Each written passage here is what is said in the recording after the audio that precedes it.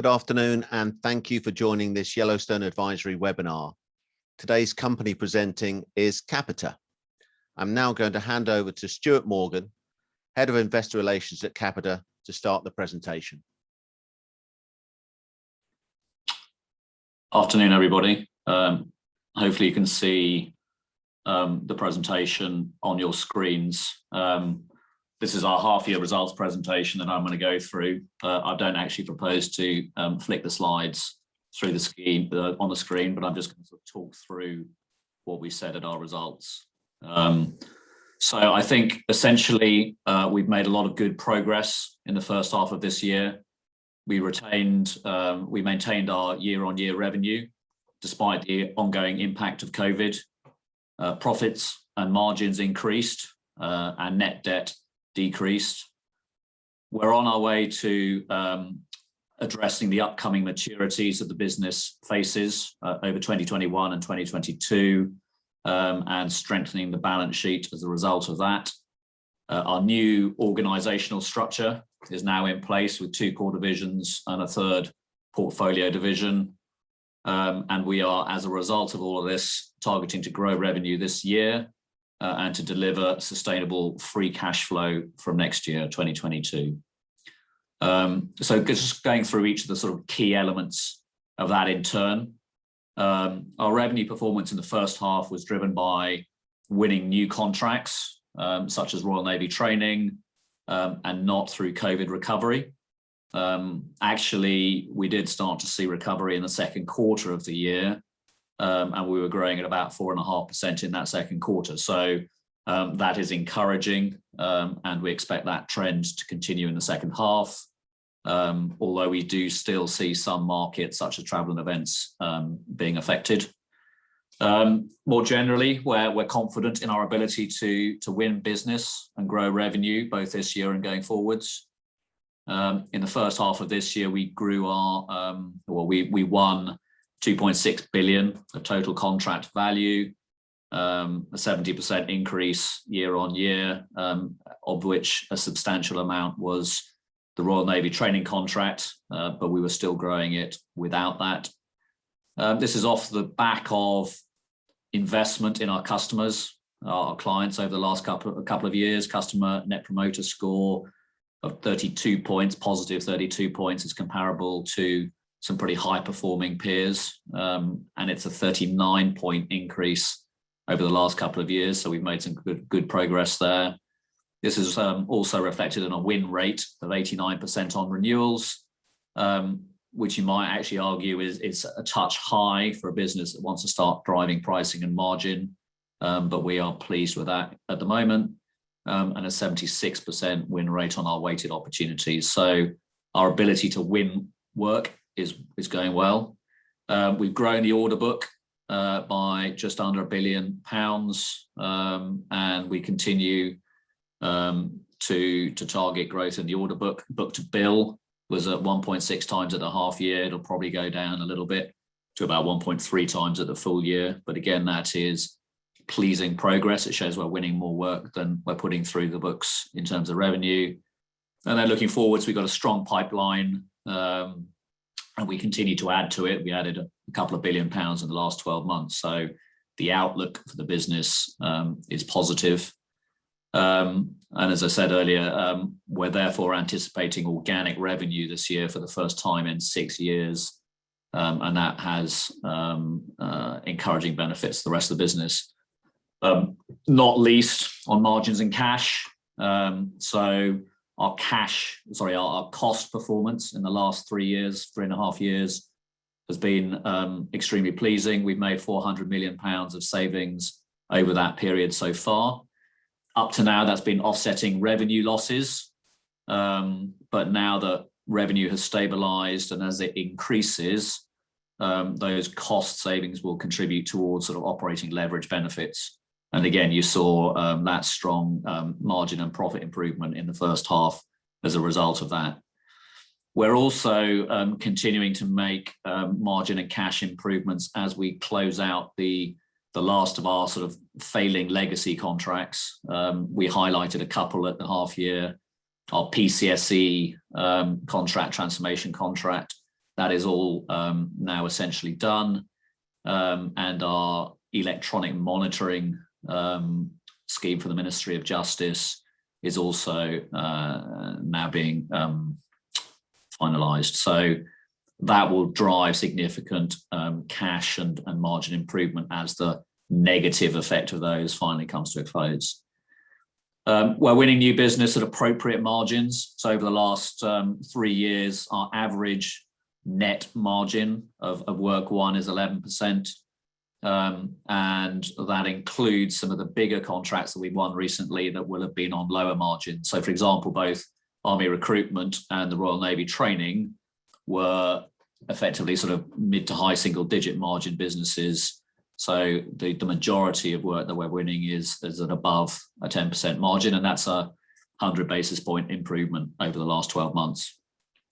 I think it's also important to note that we are being disciplined in the work that we're targeting, and we are rejecting work that is not of the right risk reward profile. And we think again that maintains a more stable margin going forwards. And as I said, we declined to bid on £400 million worth of business in the first half, which we may have done previously. I think there's still more efficiencies to come from the new structure. We've already talked to £50 million of savings in 2022 that fall to the bottom line. I think there will be more opportunities there.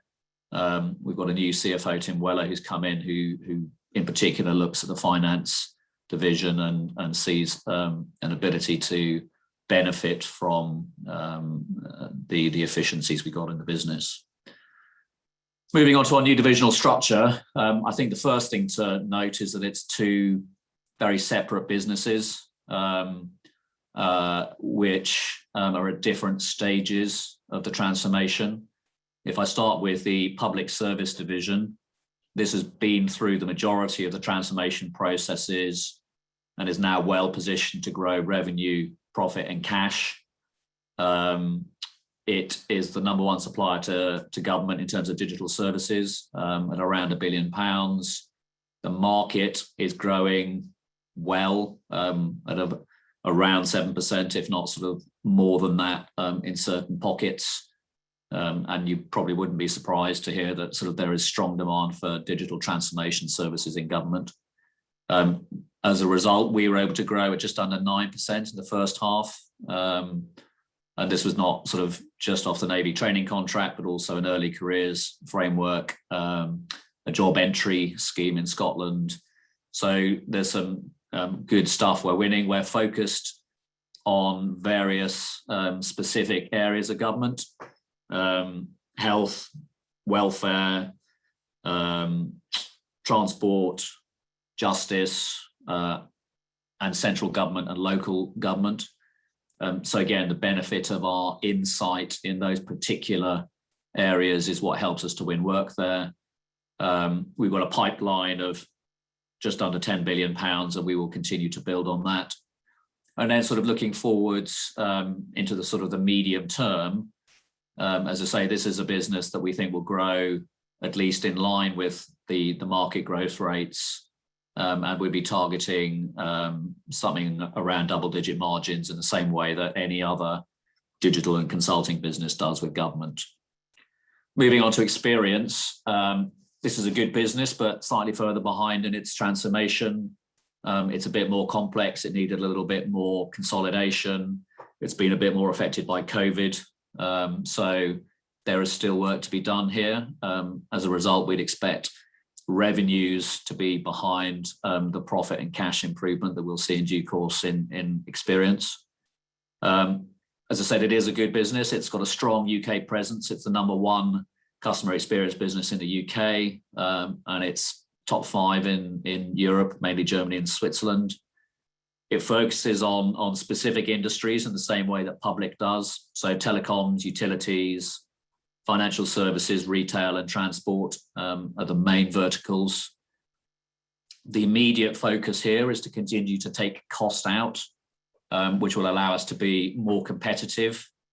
And this would be in areas of productivity, building out our delivery centres, taking property costs out of the business.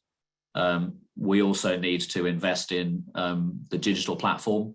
So again, it's a proprietary platform for the main part, and as I say, kind of it is pretty good, and we just need to make sure that is as competitive as it can be.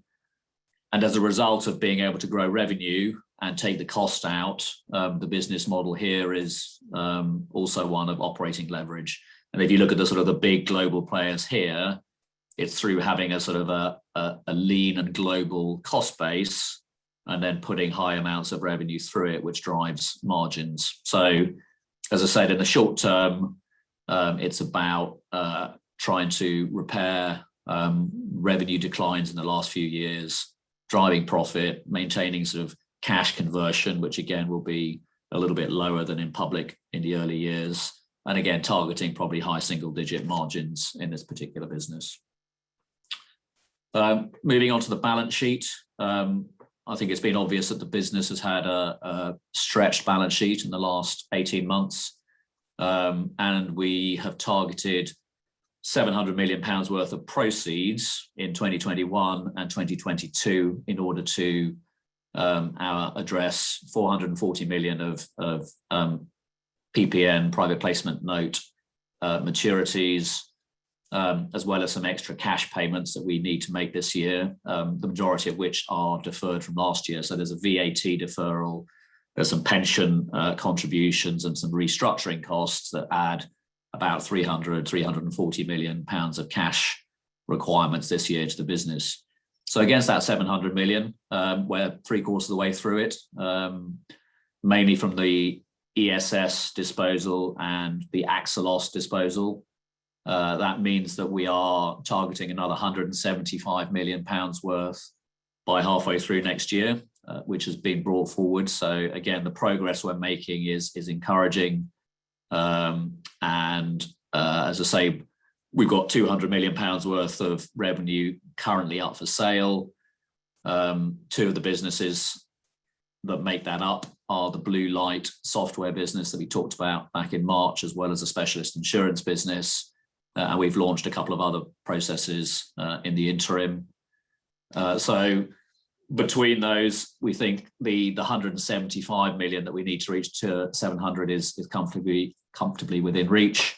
And also we have extended the RCF for another year to August 2023 with the option to extend for another year. So we've got both the proceeds of disposals plus liquidity that will enable us to meet that maturities target, and we are comfortably already there in terms of having the liquidity to deal with that. And obviously the proceeds will give us more flexibility in how we deal with it. That also leaves another 350 million of businesses for sale in the portfolio division. I think it's important to note that there are some good businesses in portfolio. They just happen to be non-core to those two public and experience divisions. There are also some businesses that are recovering from COVID, such as travel and events and our enforcement business. So there is a mix of businesses in there. The objective will be to sell that by the end of next year, depending a bit on COVID recovery. If you put all of that together, it means we ought to be able to be financially debt-free by the end of 2022, which would be very pleasing from managing the challenge perspective. I think it'd probably be inefficient from a capital structure perspective. And as a result, we actually talked at the beginning of last year about issuing some debt to address the maturities, and we weren't able to do that because of COVID. With the disposal program and the liquidity now in place, we would look to raise some debt to make our balance sheet more efficient, but we're in a position where we can do that on the most advantageous terms to us. And as a result, that's probably going to be next year sometime. We'd have the cash in the bank, the disposal proceeds would be going well. We would hope that we have a clean audit report next year. And as I say, as a result of all of that, you'd issue some debt and probably be targeting some sort of net debt to EBITDA ratio in line with the 1 to 2 times that we had previously. Just moving quickly on to the sustainable free cash flow.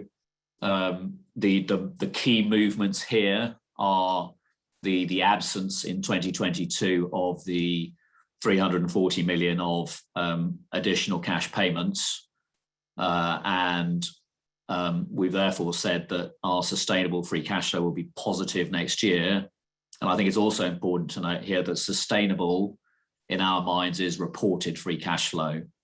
So all of what you might have as sort of ongoing BAU, business as usual restructuring costs and pension cash contributions will be included in that number. So reported is sustainable free cash flow, and we think that's important.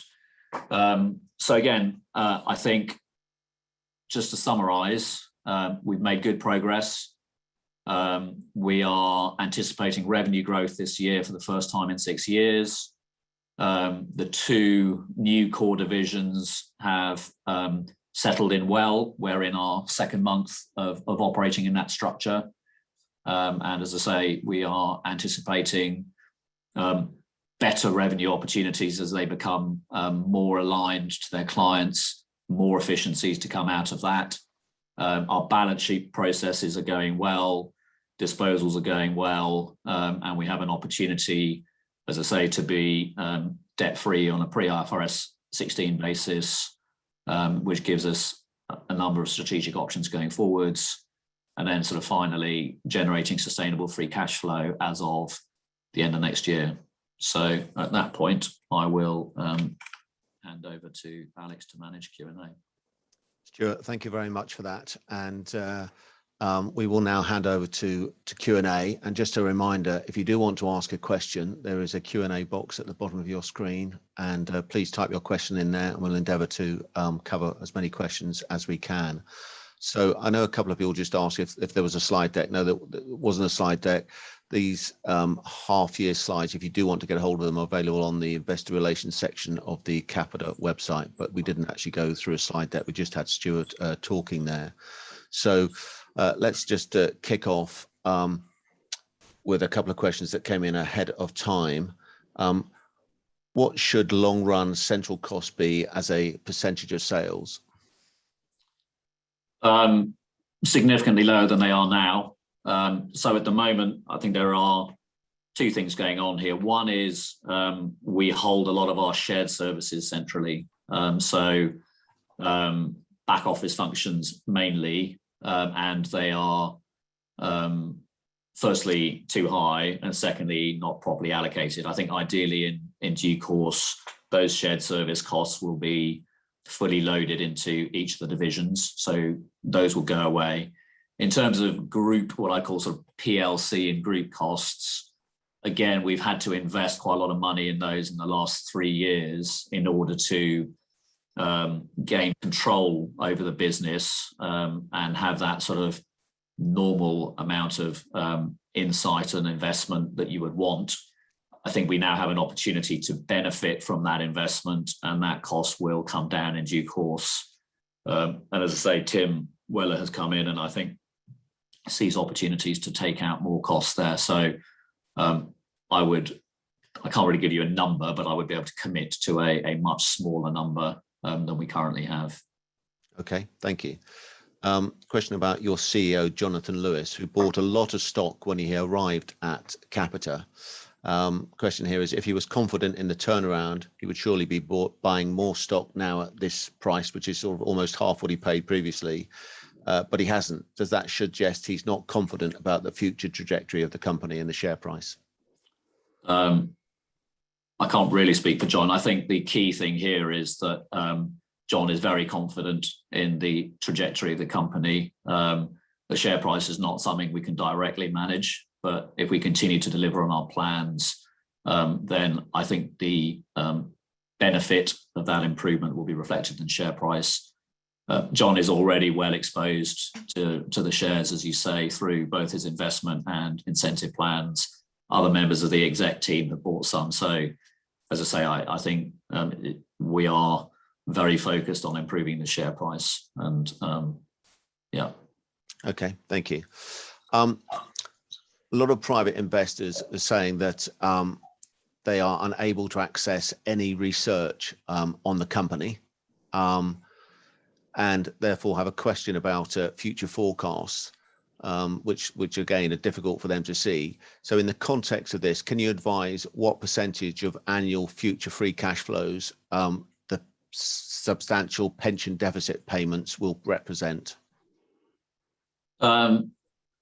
Well, I mean, we're going to pay about 155 million of pension contributions this year, which comes from a number of things. One is the disposal of ESS had a sort of an asset-backed financing element to it. So that was 50 odd million. There is a substantial amount of catch up from last year. And then the first of our new triennial payments that we agreed with the pension trustees of 30 million this year, next year and the year after. And then 15 million thereafter. At that point, we would expect the strategic objectives of the pension trustees to be met and the deficit to be paid off. So, as I say, it's about 30 million in 22 and 23, and then 15 million for the 3 years thereafter, and which, as I say, will be included with free cash flow. Okay. There's been a lot of change over the last 4 years. What can we expect the company to look like in 3 years' time? Will there still be a focus on government, municipalities, or will the private sector be more important as a client? I think it's, again, as I say, important to focus on the two individual businesses, divisions, being very separate. At the moment, look, in 3 years' time, we'd expect both of them to be growing in line at least with their respective markets and delivering significantly improved margins and cash flows. The government market actually is the better market to be in at the moment, as I say, growing at about 7%. It's still competitive. I think it's important to note, but we are out there winning business against some people you might perceive to be better than us, the likes of Accenture, Deloitte Digital and stuff, but we are able to go out there and win business. We think our new consult, transform, deliver model will continue to improve and deliver better margin business. The experience business, as I say, within our own business, we need to turn it from a business that's currently losing revenue to growing revenue, and it's going to grow. If the market's growing at 3 to 5%, it would do that. I think it's got opportunities, sort of maybe looking in slightly different markets, perhaps to grow faster in different verticals, but there's no preference to grow in one or the other. We just want to make those two businesses as good as they can be. Okay, thank you. What is the split of the order book between public, experience and portfolio? Portfolio tends to be more of a transactional business, so there is less in there. I don't actually know the answer to the other than, again, it's probably, I'm guessing 60-40 in favour of public. Okay. What conditions would need to be in place for the company to return to the dividend list? I think the two main elements are a sustainable free cash flow and stable capital structure, which we'd anticipate both being delivered by the end of next year. Okay.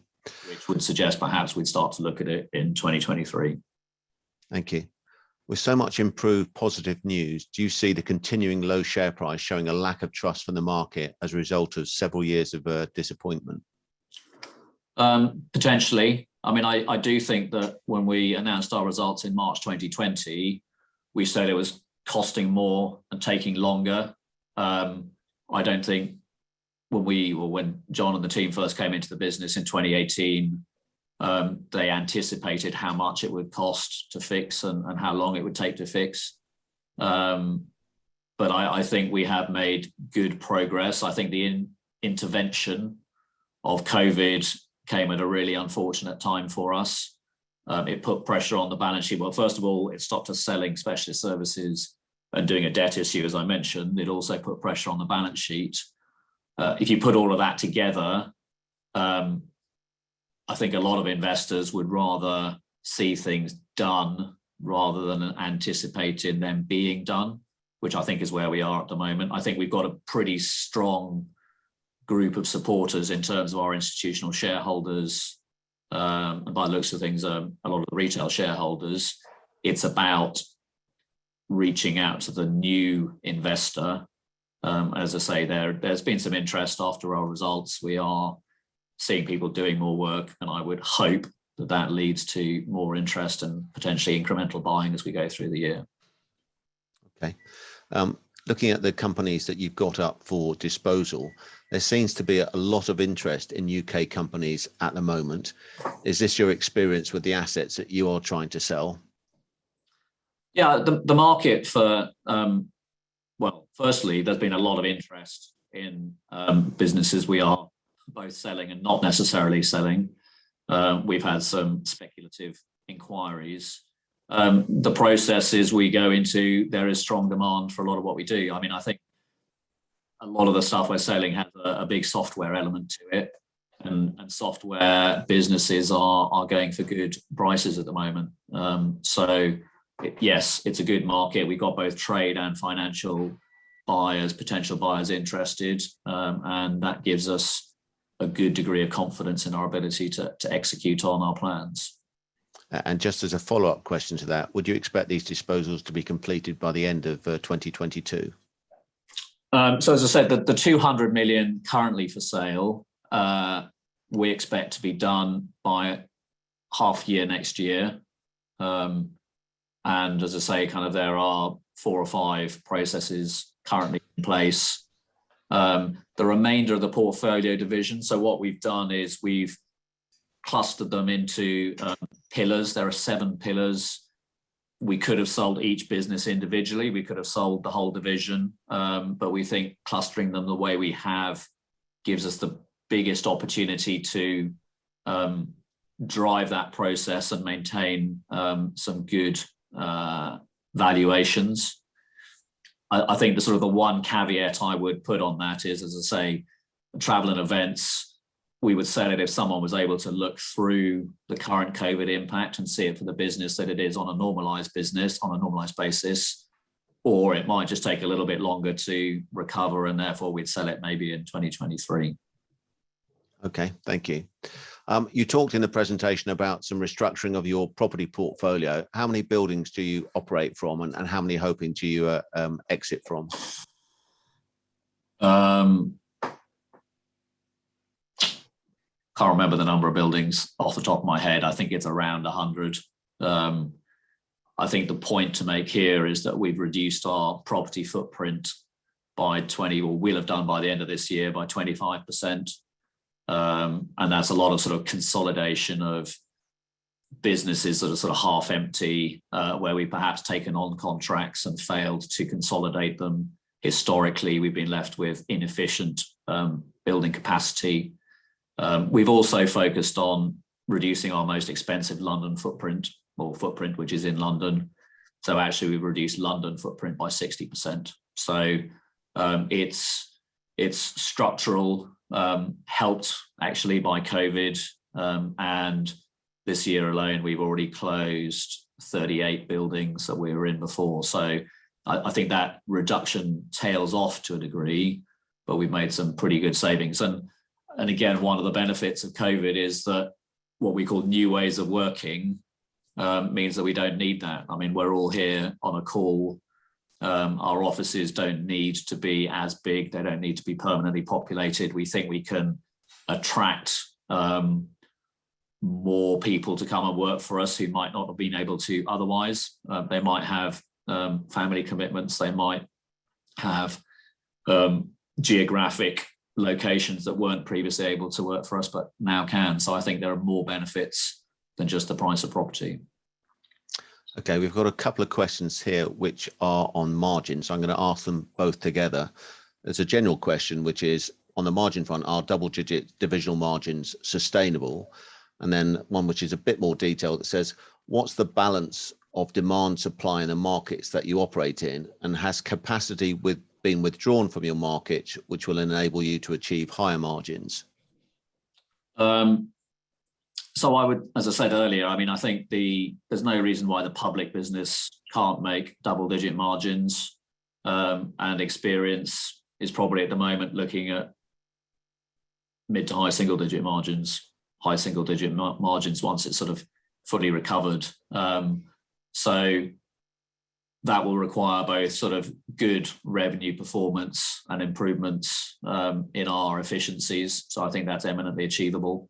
In terms of the market, I don't think there's been a withdrawal of supply. Obviously, the markets are recovering at slightly different rates. Government going very well. The sort of the private markets lagging a little bit. We've actually seen a few things sort of move to the right, I think, as private businesses recover a little bit from the COVID experience. But you still do have those players out there that were out there before. And look, again, I think the point I'd make is we are winning business at double-digit margins where our services would be reflected in a double-digit margin. If you're doing less technology, if you're doing more bums on seats, that's a lower margin business. So again, part of our digital transformation offering, consult, transform, deliver, our focus on cloud services, network services, digital and AI, data-driven, RPA, robotic process automation stuff, all of that as it increases as part of our business services will drive margins in the longer term. Okay, and we've got a linked question to this, is where are you on the digitalization stroke technology journey, and what impact should this have on your future margins? I think we're evolving. Capita used to be a business that invested in what we call tin and wires, big data centers. That's all gone now. Everything is moving to the cloud. We're doing some pretty big cloud migration projects for some of our clients. TfL, I think, is a good example here. Part of that evolution, and again, it's one thing we talked about back in 2020, has been our CapEx requirement has reduced. That now goes through the books as OpEx. So Microsoft Azure, Amazon Web Services, Cisco, they are all very big suppliers of ours, and they form part of that tech stack where we don't need to be experts and invested in that area. CapEx outlook for the next couple of years, 70, 80 million. We think that's enough to complete a little bit of the technical deficit that we've seen over the last, 5 to 8 years. As I say, that there are incremental areas of investment there. And I think, again, yes, obviously they will help to drive margins. Got a couple of questions here on revenue and revenue growth. You talk about the first year of revenue growth in 6, and you're making a bit of a fanfare about that. Isn't that sort of growth on the worst year due to coronavirus? And how would you comment on that, or put that revenue growth in context? I think I'd make 2 points there. One is that it's organic revenue growth, full stop. So the business has not grown organically for 6 years. So I think it's an important point to make. I think year on year, it would be fair if our COVID businesses were recovering. But the fact of the matter is, in the first half, we grew despite an ongoing negative impact from COVID. So we are getting better at winning work. We are growing organically. COVID will deliver, or COVID recovery will deliver an additional layer of growth on top of it. But again, to acknowledge the fundamental point of the question is, yes, we'd absolutely want to be back at growing from 2019 levels on a like-for-like basis, which hopefully we would start to do from next year onwards. Thank you. Can you discuss return on capital employed, and what level is each division at, and can they rise from here? And are new contracts at higher returns on capital? Return on capital is not a measure we use in the business at the moment. It is something we're sort of looking at. I think, as I say, it's not a hugely capital intensive business.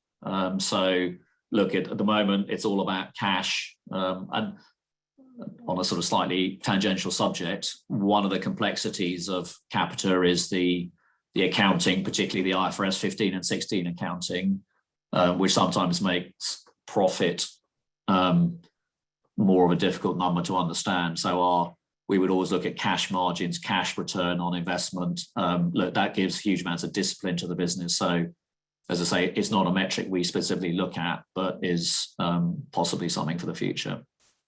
Okay. Talk about the future. Is there a risk a future Labour government may reduce the spend with private companies such as Capita, especially with a 60-40 reliance on public sector revenue?